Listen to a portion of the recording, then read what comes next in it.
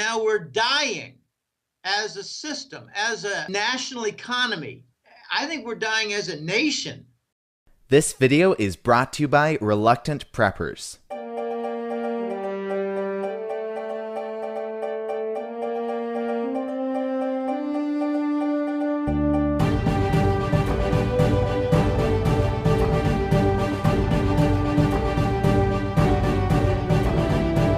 Click here to subscribe for free to reluctantpreppers.com.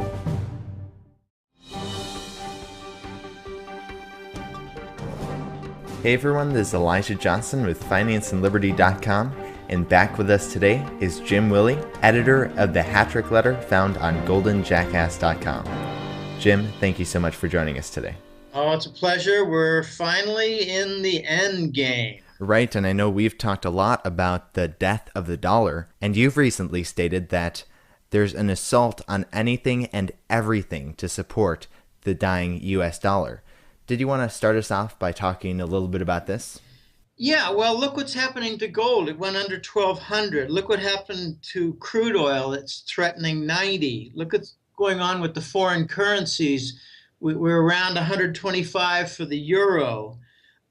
All these different instruments, all these different vehicles that are in, how do you say, opposition, negative correlation with the dollar are all being put down, pushed down, really smacked down, slammed down. And it's lifting the dollar to give it life, but in a bad way. I've got a funny phrase that I've been using for 3 years, Elijah. The dollar will, in the very end, the dollar will rise and rise and rise some more and finally die. The fact that it's rising so sharply is not a sign of its strength. It's a sign of its imminent death. But a big question is, who's doing this? How is it being done? Well, I believe it's done in two major places. The Chief Investment Office of J.P. Morgan. That was the site of the London whale with his interest rate swap derivatives used in a huge way to support the treasury bonds with artificial demand, all of which they lied about, both in the volume. It wasn't 1 billion, it was about 9, maybe 100 billion in loss. And that's why bankers are flying out windows, because they don't want them to testify as to the losses that would undermine the treasury bond prestige, not that it has any left. The second office is the U.S. Department of Treasury and their Exchange Stabilization Fund. It's hard to imagine an office with more power than the Exchange Stab Fund, because it's involved in almost every market of the world for interference. So they've got a US dollar platform that's built upon QE, the bond monetization, unsterilized. They've got the various delusional platforms, foundation system is a better word, of what I call the whirling dervish of derivatives that spin so fast that they appear to have mass. You really, at this point, you have the treasury bonds supported by interest rate swaps, and the entire world outside of North America and Western Europe in the process of abandoning the dollar. So the US dollar is causing tremendous problems around the world, and most participants, most big commercial players, the trade partners, the large nations of the world in the global economy, they realize we're in an end game here, Elijah. This is I think, noting the beginning of tremendous changes coming to most financial markets, but led by gold and silver. I noticed a client of mine sent me a chart this morning. It's a long-term 20-year chart on gold. And we're at a long-term support line here. And those Elliott wave folks out there, I mean, there's some merit to that theory on technical analysis of charts. It shows a very big impulse down move, multi-year impulse down move, and I think it's concluding around now. There's a lot of talk that 1,200 is the firm absolute bottom, and I think there's a lot of merit to that. I think the Chinese have pretty much had enough mean, the Chinese are fed up. So we're in the end game here, Elijah. Exactly. And just as you explained in your recent article, monetary policy is killing the system. You said that basically the Federal Reserve has no other choice but to continue indefinitely with zero interest rate policy and inflating away the dollar through quantitative easing. Yes. In 2009, when they brought down the interest rate to zero, which I forecasted in advance, I said that after Lehman, we're going to go down to zero, and we did. When we got to zero, I mentioned that it's going to be forever. And Greenspan always thought, no, it's usually for 3, 4, 6, 8 months, and that's about the limit. You can't do that. Okay, I said, well, we're going to do it forever. I was called crazy, and here we are 4 years later, 5 years later, and it's still zero. In 2011, we got QE to infinity. I said when we first got it that it would be with many, many different stages of additional QE steps. And we had QE2, QE3, Operation Twist, and then the lies behind taper talk, which I called lies all summer long in 2013. And by September, that was proved correct. So now we have QE to infinity and a lot of justification going on as to why it must continue. So we have the U.S. government debt supported and financed by QE with unsterilized bond monetization. And a lot of people still wonder, what do you mean by unsterilized? Well, they're putting in 80 or 100 or 200 billion a month into the financial sector, and they're not removing anything. If they removed it, it would be sterilized. But by not removing it, it's unsterilized. The big banks are dependent on this 0%, Elijah. They cannot get away from it. They've got lots and lots of carry trade, which means they borrow the 0% on the short end and they invest in the bonds on the long end at 2 and 3 and whatever percent. And they put on leverage with the futures contract. Well, they can't get out of them. If the Fed raises interest rates, it's going to destroy the big banks in two ways. First, it's going to force them to unwind their carry trade with tremendous losses that gather at accelerating speed and what they call convexity. Their actual sales start feeding on themselves, and before you know it, the Fed will lose control. But the second way it would destroy the system is you raise interest rates and you take away the interest rate derivative feeder system. And its input is the free money. You can't take away the free money on the interest rate swap derivative. Otherwise, you remove the fabricated demand for the long-term bond. So they're stuck. They can't do anything about it. They're stuck at zero, and they're stuck at monetizing the bond, and they're stuck until they break the whole frickin' system, which is what is happening now. There are no significant buyers for the U.S. government debt. So they must keep the QE. It's the only buyer. The derivative actions, I think, would come very quickly. Fast rising treasury yields would come very quickly. Massive stock declines would come very quickly.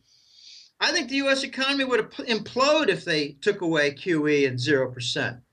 So this whole clean financial engineering system is a massive failure. Massive. We bragged about it in the 1990 decade, and now we're dying as a system, as a national economy. I think we're dying as a nation. Look what's happening with all the, craziness. War to defend the dollar, last resort of spreading Ebola, which the Center of Disease Control in Atlanta has a patent on. A patent? It means it's fabricated. It's a super virus. There's money to be made in this death. Anyway, I'm getting carried away. But it's all pointing that this stuck policy is forcing a breakdown in the system that's evident in the money velocity and money supply contrast.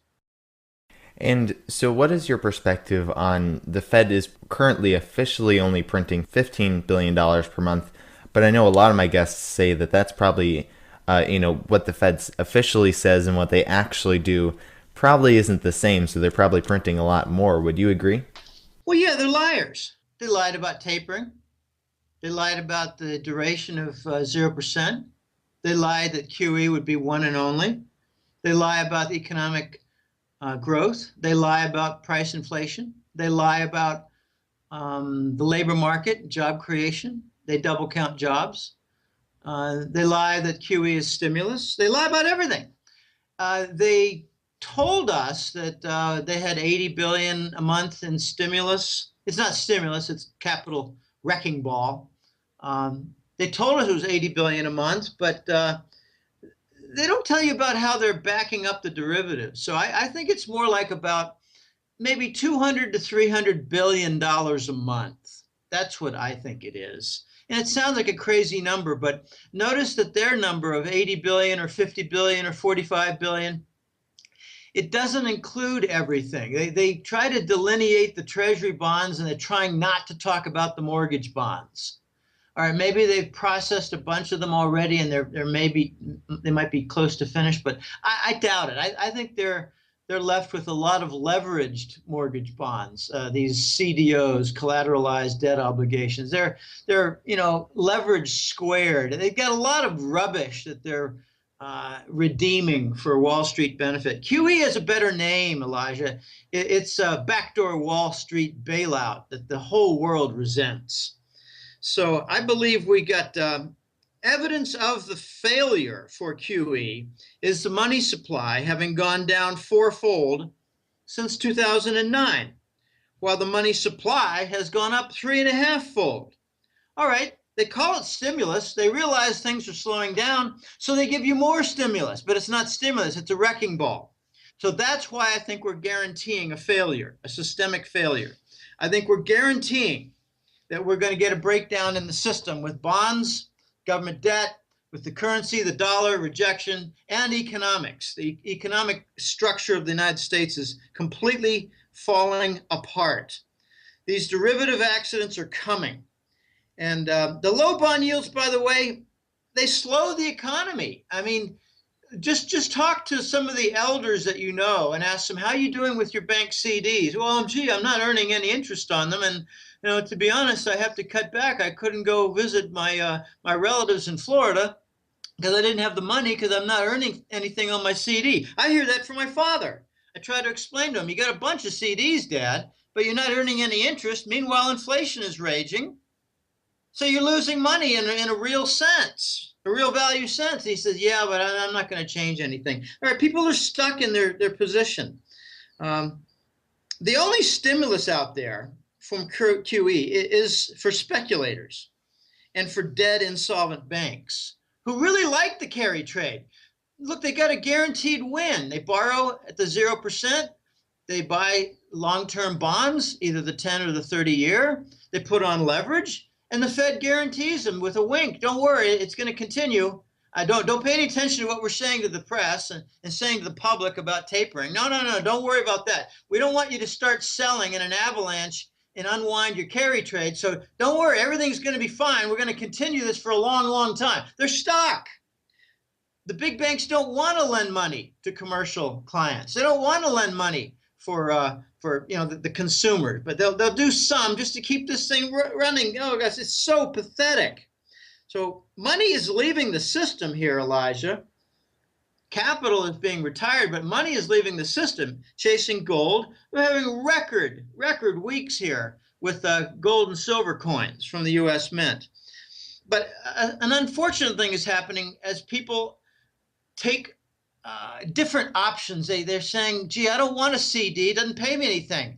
Let's go get a few more percent with this junk bond or this muni bond or this other concocted bond that the Wall Street is selling, but it's got much higher risk. We're getting a repeat of 06, 07 with the subprime. We're getting a repeat. We're in worse shape now than before Lehman as to the debt situation, the leverage situation, and the insolvency. People are chasing yield just like they did those fractured subprime mortgage bonds where they lost 30 to 60%. They were chasing yield, and they lost their principal. This is not going to end well, and I think it's going to end soon. And you've mentioned that another thing that is leading to systemic failure is that the U.S. is experiencing an increase in the money supply at the same time we're seeing falling money velocity, which is basically the speed at which money is changing hands. So how does this translate into systemic failure? Well, how slow can the money velocity go before it pretty much is evidence of a flat line of a guy in the emergency room? I don't have the answer to that, but I think we're perilously close. Look at all the shut down stores in the malls. Look at the complete brick wall that the car sales have hit. If they've dragged from forward sales to make them current sales, and now there's no future. Just look at all the different evidence of tremendous pain. I don't have there's no precedent for this kind of situation in the history of the United States where we're expanding the money supply so rapidly. It used to be before 1994 that we would expand the money supply in sync, in accordance with economic growth. So what we're seeing now is a recession, and don't believe it, right? I mean, it's a problem for the moronic masses when they talk about economic growth and the sluggish recovery. Now we're stuck in a -4 to -6% annual recession every single year. We've got tremendous depression, fierce recession, if not depression, in progress right now. So you've got this deep damage, and it just can't be sustained because we're expanding the money supply huge, even though we have no growth. We're going backwards in economic growth, and we're going into, high gear, unprecedented high gear for money expansion. The old rule in classical economics, which is valid economics, not Keynesian crap, is that you cannot expand the money supply above and beyond economic growth. Otherwise, you cause asset bubbles. The asset bubble now is with the Treasury bond, the U.S. Treasury. The asset bubble is with the U.S. stock market, the entire market.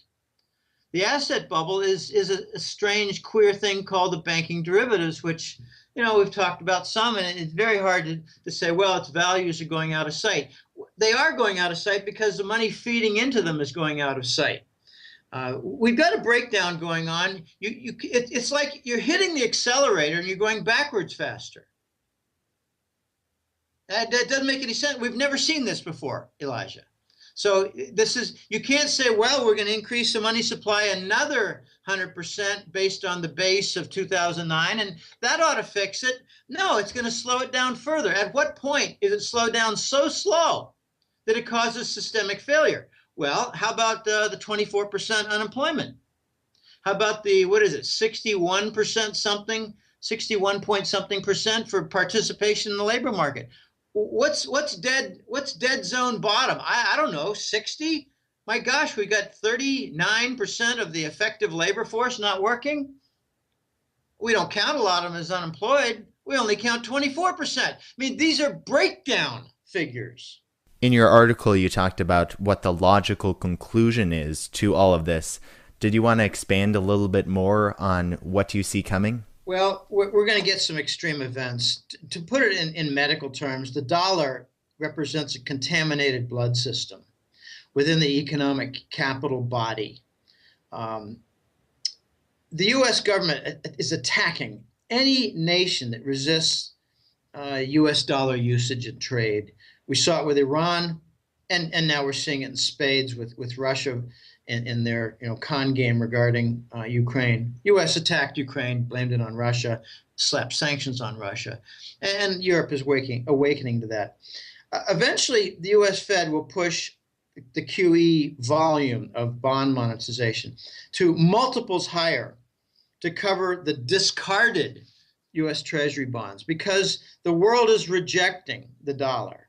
And as they reject the dollar for trade settlement, they will not have as much need for the treasuries in their banking systems held as reserves, reserve assets for their banks. Just think of South Korea. Are they going to hang on to their treasury bonds in their banking system as their foundation reserves?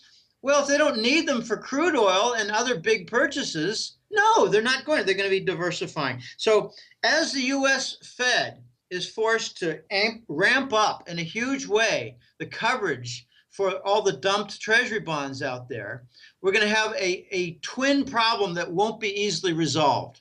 How will the U.S. economy be supplied for imports?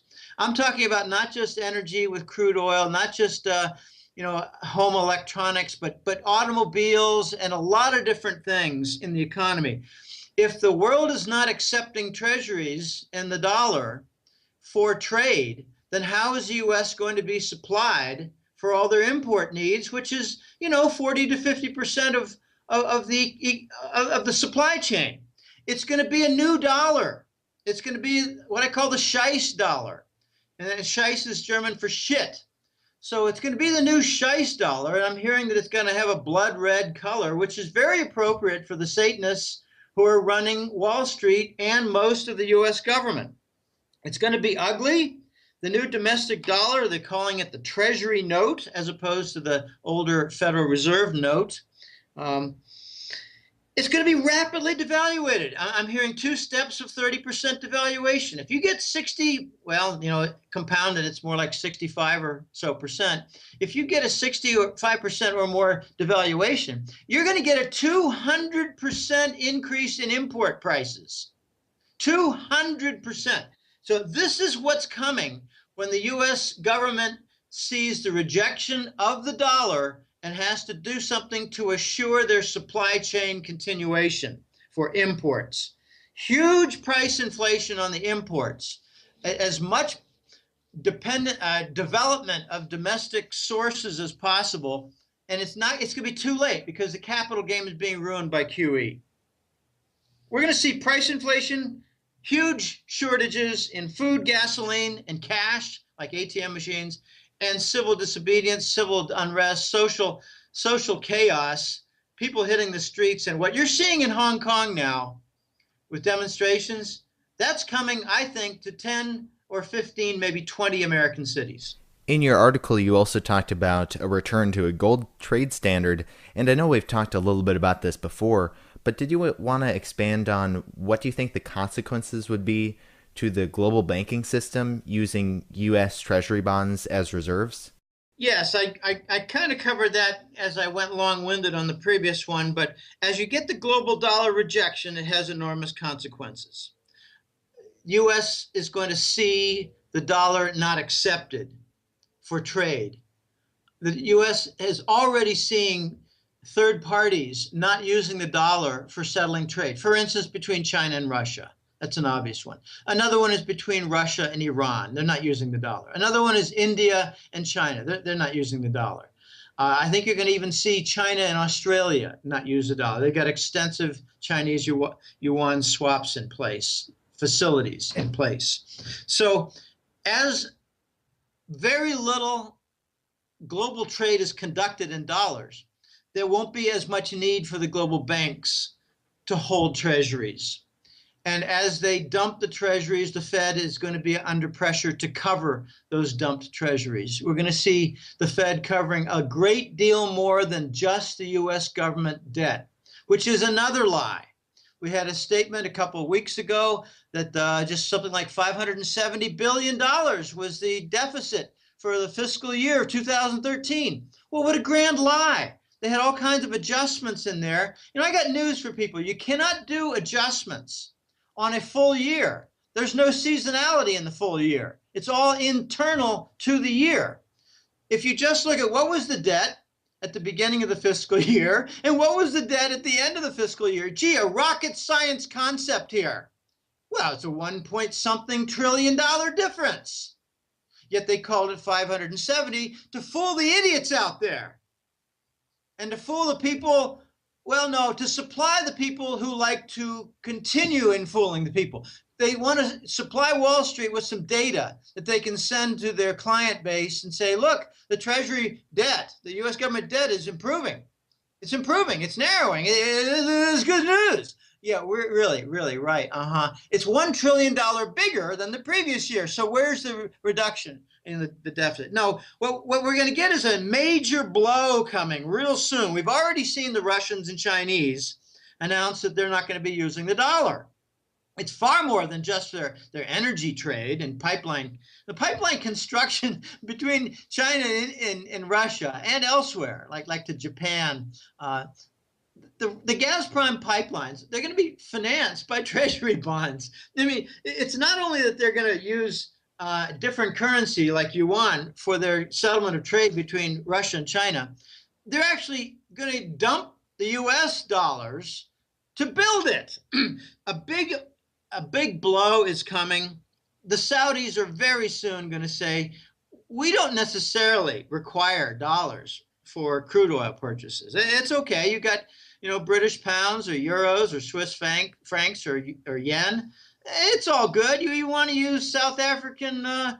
It's all good. Brazilian real. It's okay. We'll take them all. And once they do that, once the Saudis say non-dollar is okay for settling in oil purchases, you're going to see a massive amount of dumping of treasury bonds.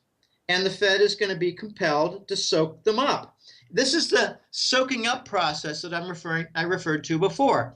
They're going to have to ramp up their QE to cover the foreign dumping. And then after Saudis announce that, all the other OPEC nations, especially the Persian Gulf nations like Qatar, UAE, Kuwait, Oman, Bahrain, they're all going to say, we don't necessarily require the dollar for oil purchases. So all their customers are going to say, oh, same thing. We don't need to hold on to these treasury bonds so much. Then you're just going to get a second wave of giant volume that the Fed is going to have to soak up. The Fed can manage the dumped treasury bonds. The Fed cannot manage the import supply chain. Nations of the world are going to say, we don't want your treasury bonds anymore for these finished products and raw materials, commodity. We're not going to supply the U.S. economy with finished products and raw material for treasury bonds. We've done it for 30 years. And it's one of the biggest frauds in the history of mankind. We've exchanged $4 to $5 trillion worth of finished products and raw materials coming into the U.S. economy, paid for by fraudulent treasury bonds that we have no intention of redeeming. We're covering them with hypermonetary inflation, and the world is objecting. The world is not going to supply the U.S. economy with its imports any longer, starting real soon. And I don't have the exact date. We're moving toward the point of breakdown. The BRICS are then going to turn around and say, we've got a gold trade standard here. We got some gold trade notes you can use as letters of credit. You got to put up the gold collateral. And by the way, all this time we called it a BRICS Development Bank. Well, we gave it a wrong name. It's more like a BRICS Central Bank. And it's backed with gold. And it's backed with more gold than Fort Knox ever had. So the BRICS are going to bring in a new gold-backed currency to work side by side with their gold trade note used as letter of credit. It's going to force tremendous changes with the global bank reserves. They're going to start moving out of the treasury bonds, and that'll be the end of the American empire. The United States is going to be humiliated to produce its own shice dollar for domestic purposes. By that I mean it's not going to be a global currency. It's going to be a U.S. currency finally. What kind of standing and merit on the fundamentals does the U.S. have for a new currency? Trillion-dollar debt, dependence on a printing press to keep it financed, huge imports, insolvent banks, and an infrastructure that's kind of bad shape, and dependence now on shale oil and fracking gas. The fracking gas destroys the groundwater system to contamination, while the shale oil business has a pretty poor energy return on investment, like 3 times worse than the traditional, conventional oil business. So the gold standard's coming back. It's not going to be led by the U.S. The U.S. will be left kicking and screaming, and I think it's going to lose its entire Western European group of allies. We got an end game coming here, Elijah, and I think we're in it. And I think I've got a pretty good indication based on some comments from The Voice and some debate that we've had for a good couple months in my team. I don't know what to call us. We're just a group of guys who are, I think they're all bright. Some of them are brighter than me, and I have no problem in inviting them to be on my staff of trusted colleagues for chewing things over and trying to make sense of what's going on. But I got a pretty good idea of how this is going to conclude, like the triggers. Okay, we've been talking for quite a while that the U.S. banks and the London banks and, their key Western European allied banks, they're going to suffer a big event, a contagion failure event. And I thought, even The Voice thought 2 or 3 years ago, he said, you're going to see an important intermediary bank, a mid-sized to somewhat large bank, an intermediary bank fail. And it's going to have consequences for its like, think of it as parent bank, more senior associate bank, the reverse of intermediary. And it would cause some bank failures, and it would lead to a contagion. One would hit another. And notice, for instance, that when the Portuguese bank, Banco Espírito Santo, entered a failure, you had a lot of groans from some big French banks. Okay, here's why that sequence is not going to result in the breakdown that we're anticipating for the system. We're going toward a breakdown. There's no doubt we're going to get a breakdown. So the big question is, how is it going to happen? Well, they came in and patched up Banco Espírito Santo in Portugal. They patched it up. They had some nasty events. The credit default swap owners, the bond insurance holders, some of them got screwed because of the fine print of the derivatives, which are very imperfect entities. I don't want to get into their imperfections because I'm making a point here on Endgame. But BES in Portugal, the big bank, it's one of their 3 big banks. It did not go down. It did not cause a contagion. And we saw once again how the central banks teamed together to make sure that it wouldn't fail. They patched it over with junk, with phony money. Okay, Draghi at the Euro Central Bank, he's got some official junk patches, LTFO, long-term finance operation. He's got some super senior junk bonds that he claims that he could just dictate because he's Prince Draghi. He could just dictate that this new bond is senior to sovereign bonds. Wow. So the European Central Bank has more power than all the nations under it. Right. Well, the German High Court is slamming them down and saying that they're illegal. So these patches are not legal, but they're still being applied and they're preventing the failure. So where is the vulnerability? As we've been saying in the gold community for a long time, the vulnerability comes when they run out of gold to continue their games. If they don't have any gold, they can't supply it into the market as a basis, highly leveraged. Like right now, 100 paper ounces of gold support 1 physical ounce of gold. By that I mean you take the full amount of gold out there in physical inventory sitting, say, in the COMEX or in the JP Morgan vaults. Take that whole gold volume. Well, what's the volume of all the paper gold contracts out there from their naked shorts, which mean they sell gold and never deliver on it and knock the price down. This is an indescribably corrupted market, one of the most corrupted markets in the history of mankind, side by side with its nemesis, the treasury bonds, one of the most corrupted markets in the history of mankind. So the vulnerability is the gold market. In Shanghai, they opened up, I think it was about a year ago, maybe a little more, they opened up a gold exchange. And it's been trading briskly, and a lot of attention has come to what's the difference between the gold price in Shanghai versus the gold price in New York and London, and that premium has been monitored closely. Well, now a big event has taken place. September 22nd, the Shanghai Gold Exchange opened up, and they are actually settling in gold. They have gold contracts settling in gold. They have silver contracts, futures contracts settling in silver. They're settling honestly in the metal. Well, they're running out of silver, and they're very low in gold. And the rumors are out there that the Chinese are going to pull the plug on all the different futures contracts that they're holding in a long way, meaning they're the holders for delivery. They're not the naked shorting pouncers on the gold price. They're the buyers of gold with long contracts. The rumors are that the Chinese are going to call them in and wreck the system, but I don't think that's the way it's going to happen. I don't think that is how it will unfold. I think instead this is handed to me on a platter. I'm very grateful for the Voice, who's a brilliant man, very well connected, a generous fellow, a witty fellow. He said, no, what China's going to do is very clever, very indirect, an assault on the Western financial system, but done in a way that they will never be harshly criticized. It's not like they're going to Chinese, okay, here would be a harsh way.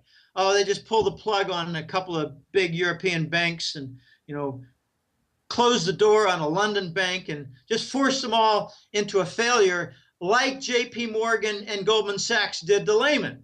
That's a dishonorable way. They're not going to do that. What China's going to do instead is just to say, we're repricing the gold contract. We're repricing it at, I'm just going to make something up because I'm being told at least double. We're going to reprice the gold price. We're going to reset the gold price to $2,800 to $3,100 per ounce. We're going to reset the silver price to $50 to $60. That will alter the ratios nicely. They're extreme, the gold-silver ratio. And with this, let's just call it 3,000 gold and $50 silver. With these new prices, the New York and London folks are going to go into a panic. And they're going to say, what are you doing? This is ridiculous. The world should not pay any attention to what Shanghai is doing. And Shanghai is going to say, F you, New York and London. This is the gold price globally. This is the silver price globally. If you don't like it, then arbitrage it. Take all your ample gold supply, acquire it in London, and sell it in Shanghai. If you have any. The reason they're going to do this is that London doesn't have any. I was told by the Voice that a team of very old Chinese families and other Asian families have been draining 1,000 tons of London gold per month since March or April of 2012. I can't remember the exact start date. We're talking 30 months later, 30,000 tons of gold have been removed from London, which I believe has been supplied by Basel, Switzerland, and the Vatican to some extent. So the point is the point of purchase, the point of draining is London, but it's being supplied. So it's like the whole Western system is getting a blood drainage from the artery in London. All right.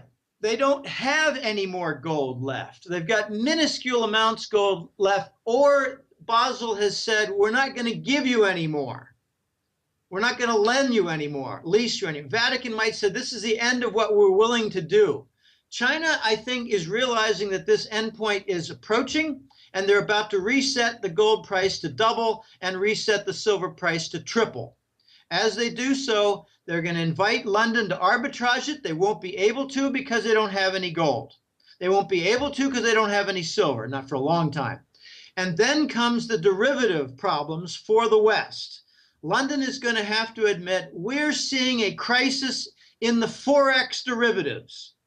They link the major currencies to the gold price. Well, if you reset the gold price to double or more, then what you're doing is you're altering the gold-dollar ratio. Well, there are derivatives that are involved with that, big contracts.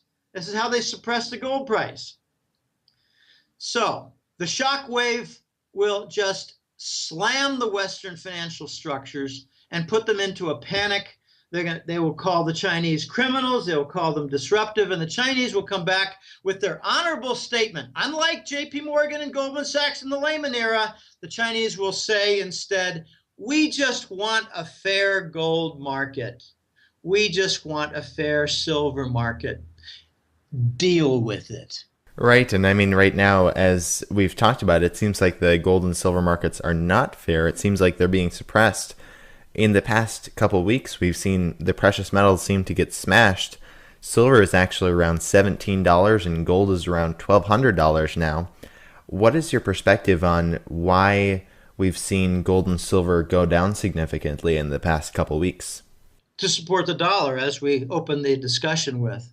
Slam gold, keep the dollar lifted. Slam gold, and keep the treasury bond elevated, the biggest bubble in the history of mankind for assets. This is going to go down in the history books.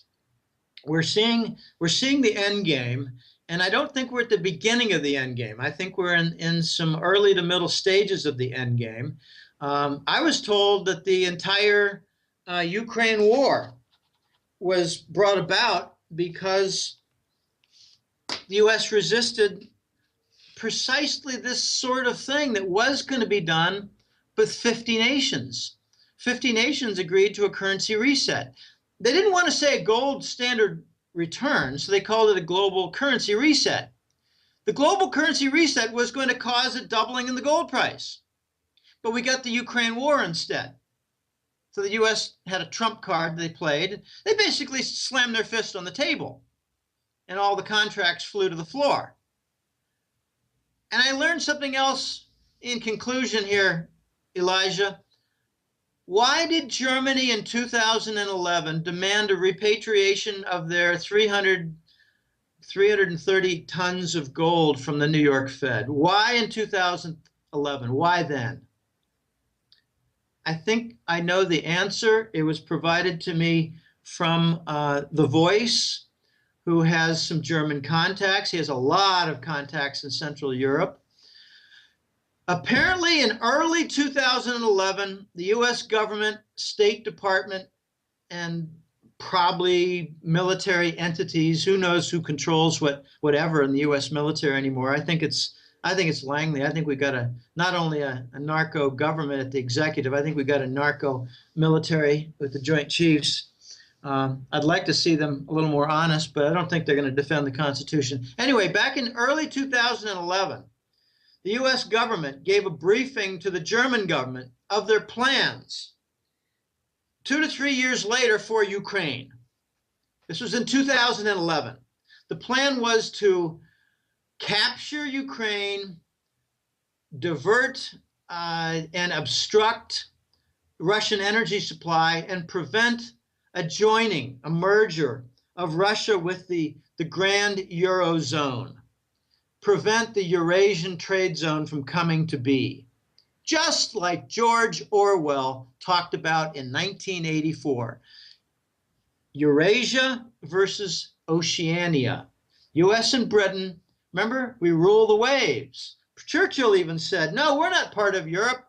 We're part of the ocean. There's your comment. I mean, that's George Orwell's concept. So the Germans heard that the U.S. wanted to interrupt any joining of Russia with Europe, wanted to obstruct the Russian energy. And the Germans said, are you out of your minds? We want our gold back, you fools. Okay, that's the proximal cause for the Germans requesting their gold back. Okay. I mean, we got a lot of hidden motives here. Why did the U.S. grant most favored nation status to China in 1999? Because it was part of a massive gold lease to continue the game. These things have background, hidden, proximal causes that we're not told about. Why was Kennedy killed? Because he wanted to go back to the gold standard, silver certificates. Why was Garfield? Why was McKinley killed? They wanted to go back to the gold standard. Why was Lincoln killed? He wanted not to use London bankers to fund the Civil War. Instead, he went to the greenbacks. This is sad what's going on. We're in an end game. You cannot have in the COMEX what has been going on for 2 years to continue much more. They forbid gold settlement, delivery of metal bars for gold futures contracts. They've been forbidding them for 2 years. If you don't like it, what they have instead is cash settlement, cash equivalent. Well, they set the price and they give you the cash. So they're cheating you, they're defrauding. on the settlement for the contracts while they're defrauding on the price of what they're settling. If you don't like the cash settlement for the COMEX and you make a big deal out of it or you file a lawsuit, they'll ban you from the COMEX forever. And you can't participate, say, in crude oil contracts or copper contracts or, who knows, aluminum. Now, this is an end game. We're reaching the very end, and you're going to get some consequences because foreigners are not going to supply the U.S. economy with imports in exchange for treasury bonds, while the dollar is just not going to be used much in global trade. These are end game traits. They're huge billboards on the end game. And I think I'm in front of a few things. I'm very fortunate to have The Voice and a couple of other really strong sources. Two former London bankers are on my team. One's still working in London, one's moved on, he's working elsewhere, but tremendous experience and contacts and ability to perceive what's going on, to read what's happening. One of them told me about the Belgian bulge. He said the Belgian bulge, which shows a huge $400 billion increase in treasury bonds, that's the BRICS posting their treasury bonds for sourcing gold for their central bank, the BRICS central bank. There's a lot of hidden things going on, and I try to uncover them and put them all together, and I think I make pretty good sense of what's happening. It's not easy. Many other newsletter writers are focused on the COMEX, and their second focus is on the COMEX, and their third focus, and they're missing a lot of what's going on about the Eastern developments. I mean, guys like Paul Craig Roberts, they're really astute in noticing the details and fractures of the U.S. foreign policy, but he doesn't have a clue, doesn't have any information at all about Eastern alliance with the formation of the Eurasian trade zone of Russia and Germany coming together. Germany's already decided they're going to work with the BRICS. They're going to abandon the euro. They're going to go straight to the BRICS gold currency. They're going to bypass any Nordic euro, an honest euro for, say, the healthiest of the European nations. I was told in 2009. This is something The Voice had heard, and he thought it might happen, but they're going to skip the Nordic euro. The four nations involved are Germany, Austria, Netherlands, and Finland. They were going to break away from the euro and say, you know, the South, you can go to hell. You're all broken and bankrupt anyway. We're not going to support you anymore. Well, they're not going to do that. Those four nations are going to embrace the BRICS. They're going to become BRICS associates. They're going to adopt the gold standard, the gold currency, and engage in gold trade. I mean, gold trade settlement with trade. They're going to settle their trade, you know, bilateral trade, two nations, in gold. They're going to use intermediaries for gold. They're going to put up letters of credit in gold. We got to return to the gold standard. The U.S. interrupted it with the Ukraine war in February, and my forecast, new one, it's a revised one because I was wrong in my June forecast of a Ukraine collapse. My new one is December. Their harvest is going to be a failure.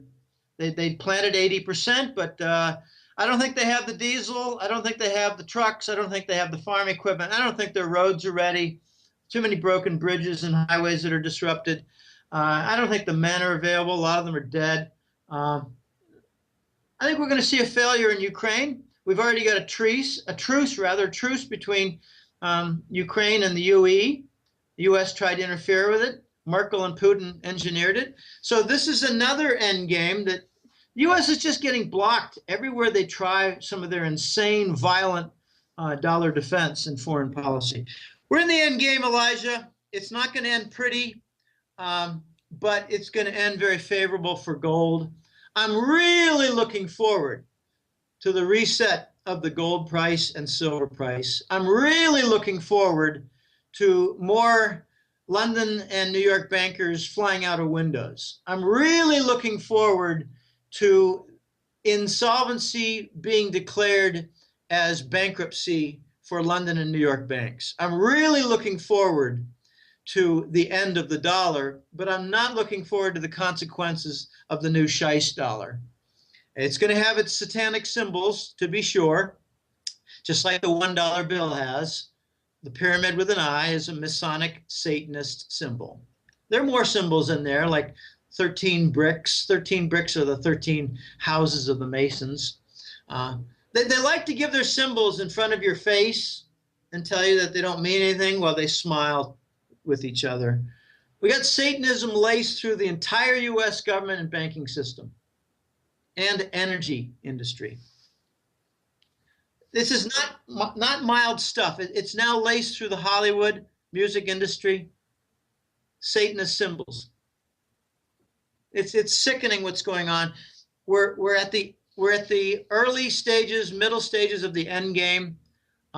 Don't be distraught by the low official gold price, because if you want to buy, say, $30 million worth or $150 million worth of gold, you're not going to get it at 1,200.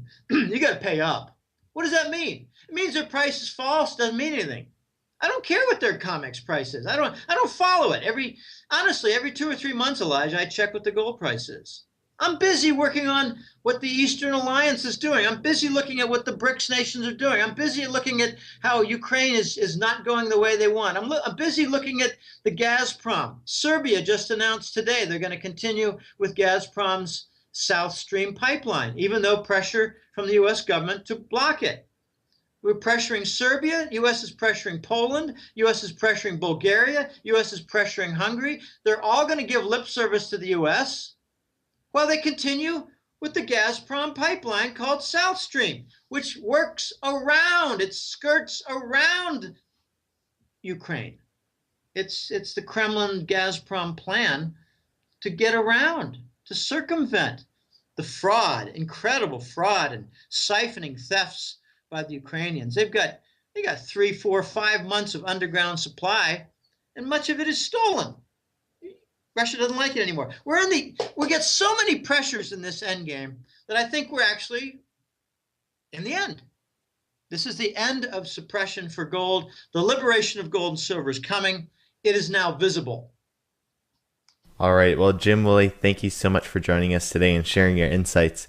Did you want to share with the viewers where they can find you, and if you had any last thoughts you'd like to add? I don't have any last thoughts. I just invite people to go to the Golden Jackass, www.goldenjackass.com website. There's a lot of free material in there for newer folks. For those who've been well along in this battle, it's like we're warriors. I call some of us jackass wannabes. It's kind of silly, but we're gold warriors. There's a lot of free material in there. I have the most recent public articles, which are fewer in number because I'm doing more interviews.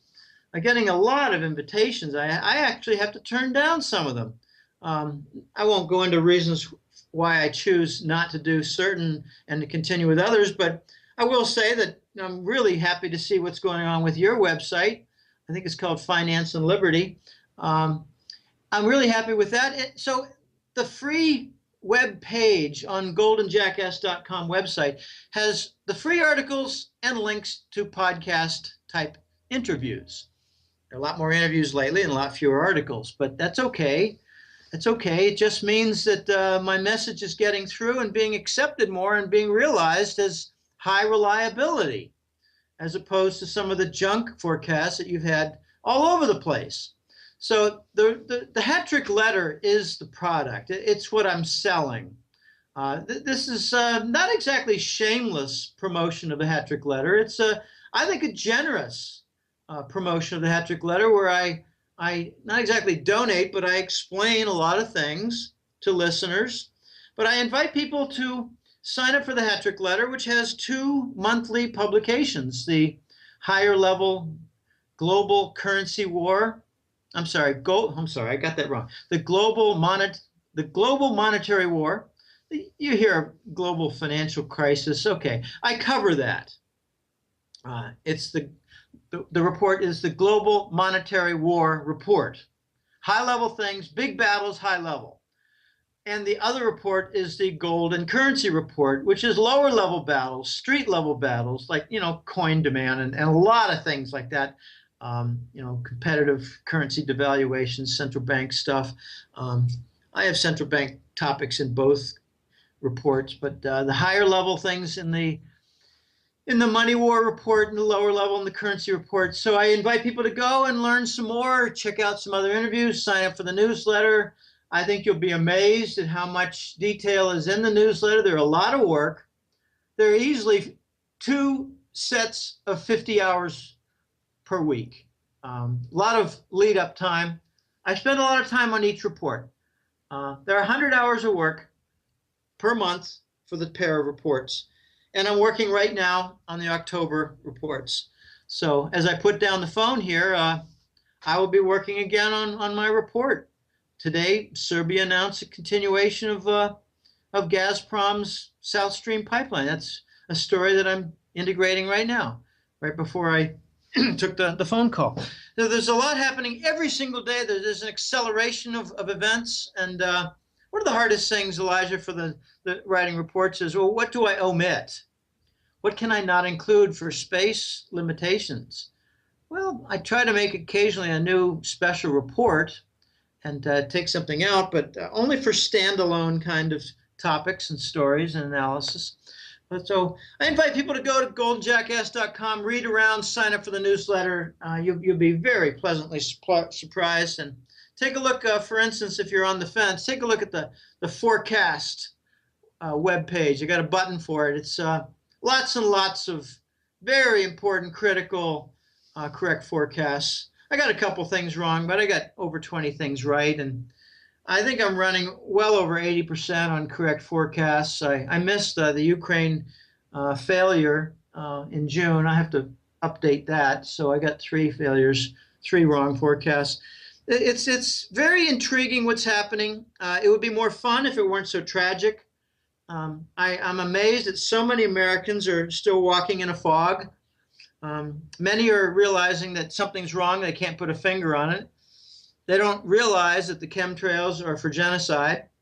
They don't realize that the Fukushima was an intentional event done by the U.S. against Japan when they wanted to work on a regional non-dollar currency.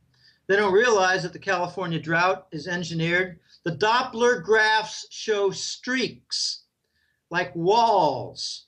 Those are not natural.